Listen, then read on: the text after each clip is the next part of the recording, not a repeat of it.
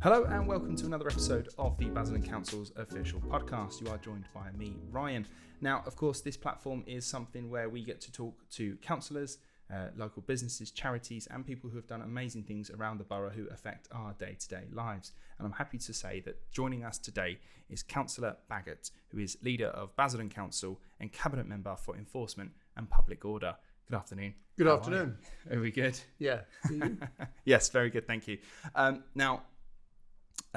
First of all, thank you for joining us today. I'm very aware that we've been quite busy today. In fact, before we recorded, you were sat with The Guardian, quite a well-known national newspaper. How was that? Because that's quite big stuff to talk to a really big paper such as them. Does that get normal for you as a councillor, like talking to the public as well? Like, does it ever get a bit, this is easy, you know? I don't think it ever gets easy. Everybody sort of takes to it as is their want. But, I mean, you have to deal with the public and talk to the public as a councillor anyway, even if it's just on the campaign trail. I suppose that the higher up the food chain you go, the more likely it is that you're going to be contacted by journalists. And, of course, as you quite rightfully said, today was The Guardian. But, you know, I've done work before where we've been contacted by BBC Essex, ITN, you know, big news channels. You sort of grow into it, and you either sink or swim. If you don't get good at it, you don't get asked back. Yeah. Now, something that has become a bit of a running thing for these episodes, and I'm really enjoying this, and I'm aware that people that are watching are also enjoying them, is taking a moment toward the beginning to try and understand and humanise our guests a bit more, especially with our councillors. Of course, for those that live around the area, you guys, residents vote for you guys, and you guys make a big impact on their lives.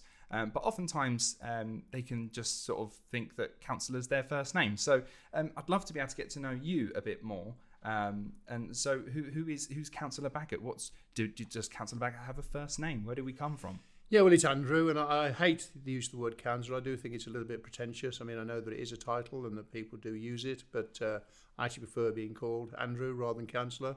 I know that the officer corps, they don't like that, but it is the sort of thing I encourage. But no, I was born in the Midlands. I grew up with under a single parent family. My mum died when I was 5, so my dad was a journalist, and he had to leave me and my 2 sisters to fend for ourselves pretty much. When I came out of growing up and school, I joined the army at 16. I spent nearly 10 years in the army, serving around the world. And when I came out of the army, I went into the private sector. I went into financial services initially, and still do operate in financial services. I've got my own company now. But on top of that, a few years ago, I requalified in something that I'm really interested in, which is behavioural psychology. So I've got qualifications in behavioural psychology and therapy. So I now also do work with people on coaching, business coaching, personal coaching, therapy, all sort of things that empower people, because everything that I've done throughout my life so far has been about wanting to get change and see positive change in people and organisations.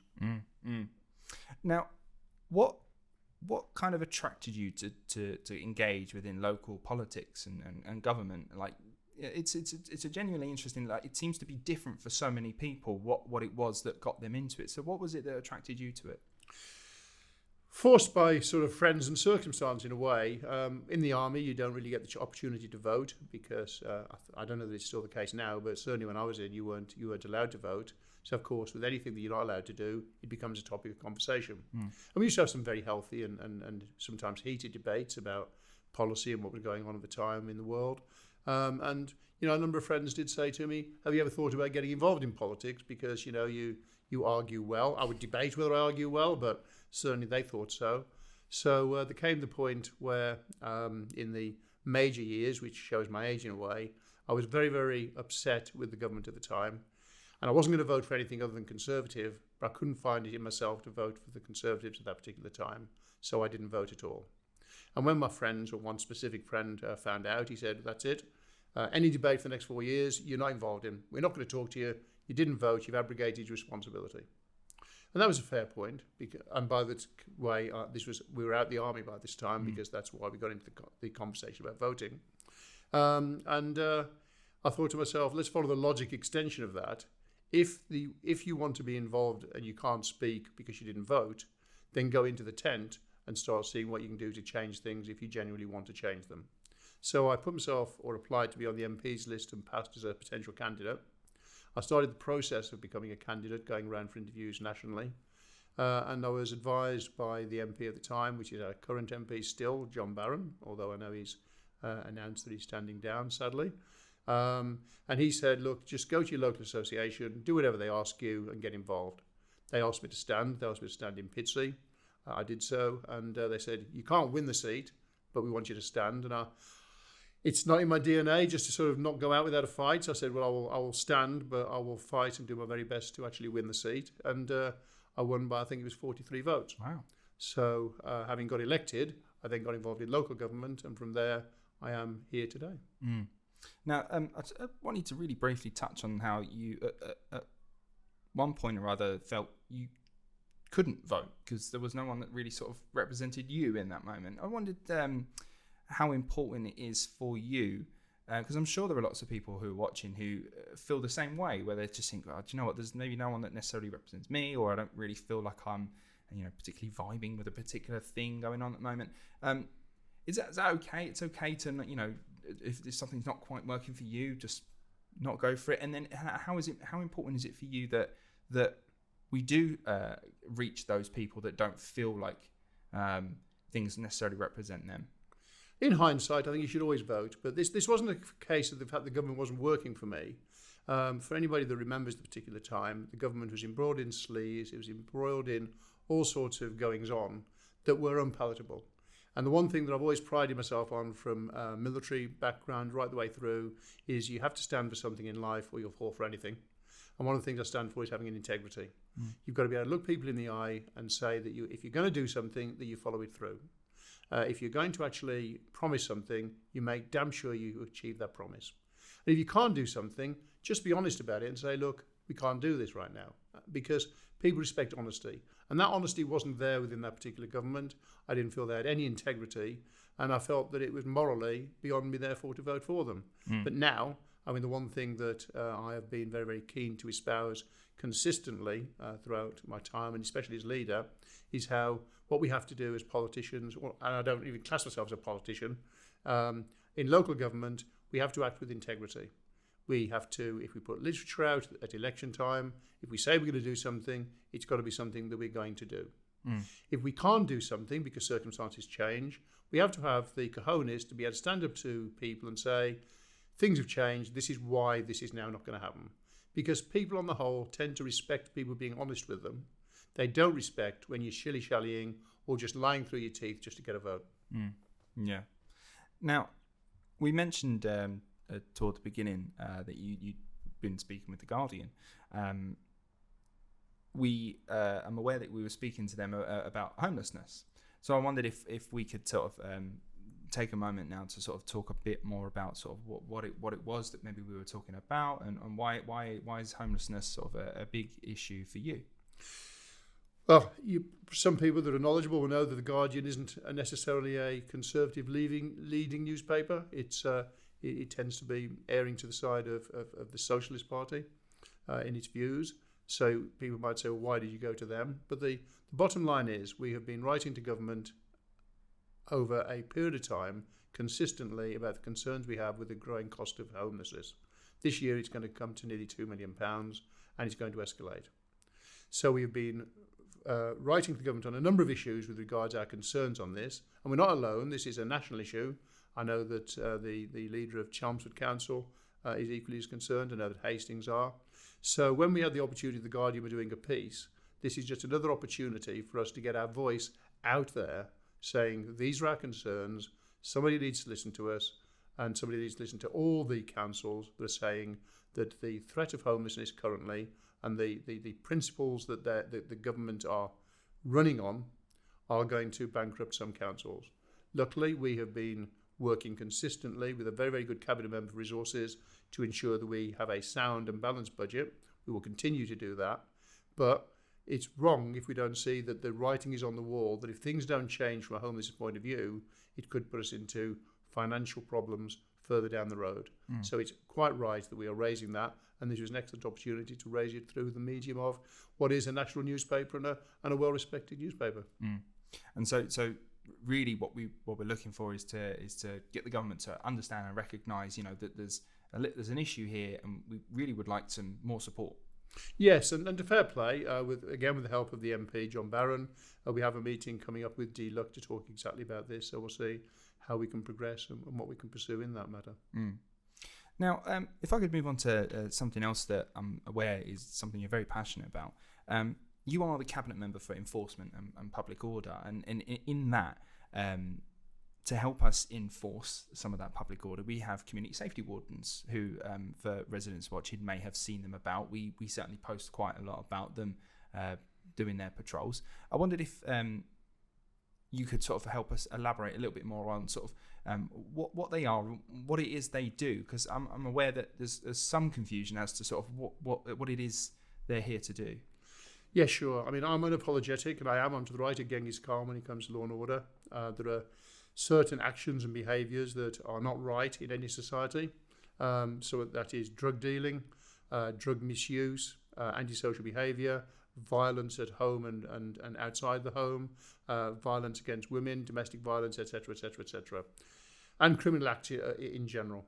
Now, with the community wardens, they evolved from the park wardens, and the idea initially was I'd done a number of Meet the Leader events around the borough, where the one thing that was coming up time and time again was people's concern about drug dealers in every street corner, it seemed. Dealing out drugs, not being stopped, lowering the tone in the neighbourhood, causing problems in the communities, etc., etc. So I had posited that was there a potential for having a group of people that could act as disruptors. I mean, they were never going to arrest drug dealers. They weren't going to put them in that situation. But if they could disrupt the drug dealers and move them on, would that have a positive impact for our communities? So it was initially rolled out as a sort of test of that. And of course, there's a lot of money being spent on it. It was £400,000 the contract in the first year. What we then did was wanted to see how this can evolve and what it can actually do. Now, in that period of time, we've also set up PSPOs, which are public space protection orders around the borough.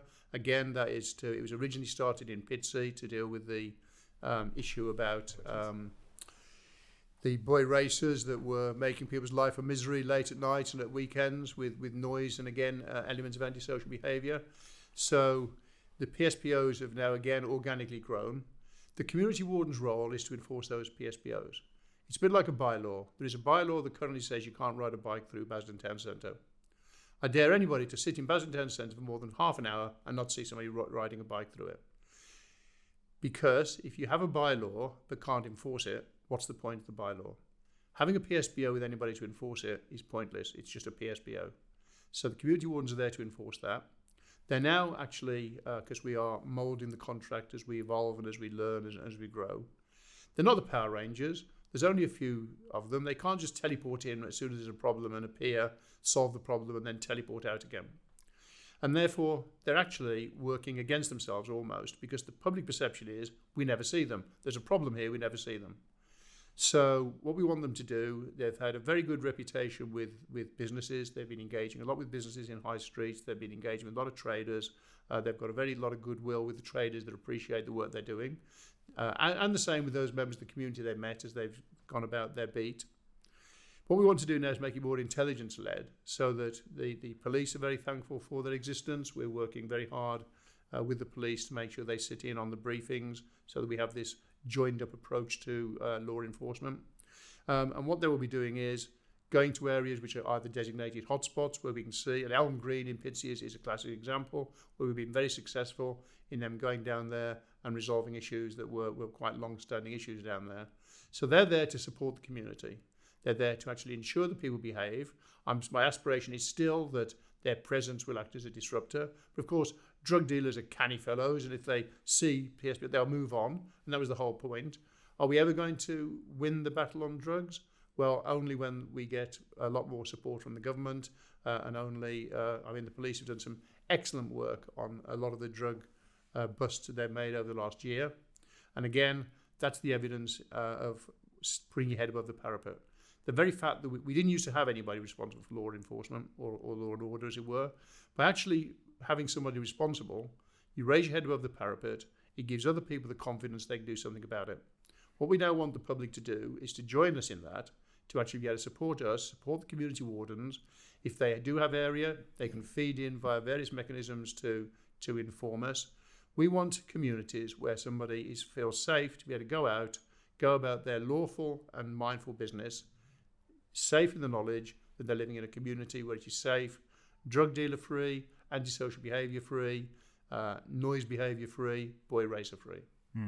And so you know, in sort of very basic, simple terms, our wardens are there to sort of, you say, disrupt, but also just be a presence. You know, walking around, finding there's a lot of these places where you say are hotspots, and just, you know, be a presence around there to, you know, help make people feel a little bit safer as well. Yeah, and I mean, one of the things they're talking about is maybe moving into some of the busy high streets. You've got Wickford High Street, Billericay High Street, you've got the Basildon Town Centre, where again, the one thing is that the nighttime economy does lead to people that maybe don't handle their drink as well as we might like. So then that creates an element of antisocial behaviour and noise. If there's somebody there to actually prevent that or preempt it, then that can only help the overall experience for people going out on an evening. So one of the things we're looking at is for them to work in the high streets there as well. I had a conversation only yesterday with the chairman of Billericay Town Council, and they're exploring things that they could do to actually add to the value that they provide for their community. And one of the things we might want to discuss, for instance, they might make the view that, well, could we put in a little bit extra and get extra support for our high street via their mechanisms. So, but that's all just sort of up for discussion right now. We're open to any discussion which will allow us to get the job done, but we also have to be mindful that it is a lot of money. So we are constantly monitoring it against, are they achieving the aim, and are we getting bang for our buck? And you mentioned how, like, you know, it's quite an expensive thing, but our wardens do work very hard, as people may not know, that they work 12-hour shifts around the places, looking for these specific places. They work 12-hour shifts, just as something we were told from them very recently. Just last week alone, they've done over 100 patrols between the teams, so that they are out there and they are doing bits. They are, and they do. And the one thing that maybe I think again that we could maybe ramp our game up.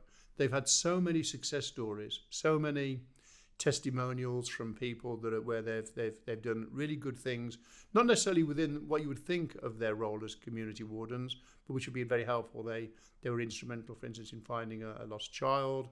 They were instrumental in recovering some dogs that are being kidnapped, dog-napped, whatever you want to call it. They get involved in so many different things.